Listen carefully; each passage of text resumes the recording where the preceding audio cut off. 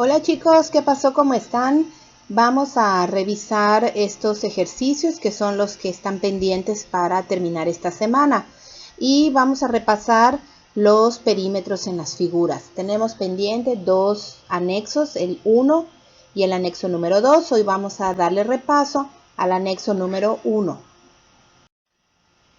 El problema 1 dice, calcula la medida de cada lado del siguiente triángulo equilátero, cuyo perímetro es igual al de un cuadrado de 12 centímetros por lado. Aunque parece a lo mejor un trabalenguas, vamos a tratar de intentar entender qué es lo que está diciendo el problema. El problema nos habla de que el perímetro, y acuérdate que el perímetro es el contorno de la figura de este triángulo, es exactamente igual que el perímetro del cuadrado que tenemos, que tiene 12 centímetros por lado. Si ambos perímetros son iguales, entonces lo que tendrías que hacer primero pues es calcular el perímetro del cuadrado. Una vez que tengas el perímetro del cuadrado, tú ya sabes, porque te lo dice el problema, que ese perímetro es igual al perímetro de ese triángulo. Entonces lo único que tendrías que razonar es cómo le vas a hacer para calcular cuánto mide un lado del triángulo. En el problema número 2 nos dice, los lados iguales que están marcados con la letra X de un triángulo isósceles de 7 centímetros de base, esos dos lados miden lo mismo que el área de un rectángulo que tiene un perímetro de 14 centímetros y una base de 5 centímetros. La pregunta es, ¿cuánto mide el perímetro del triángulo? ¿Cuáles son los datos? Vamos a desenredar un poco el problema.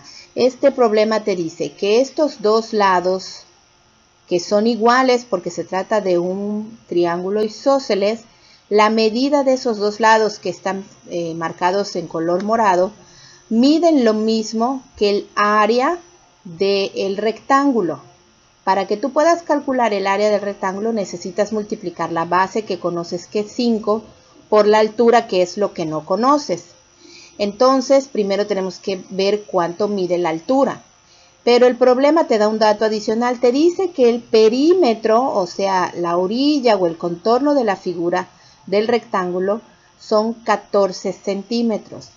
Significa que si esta base mide 5, arriba también mide 5, y tú tendrías que calcular cuánto miden las alturas.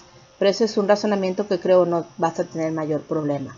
Una vez que sepas tú cuánto miden las alturas, entonces vas a poder calcular el área. Acuérdate que el área es base por altura.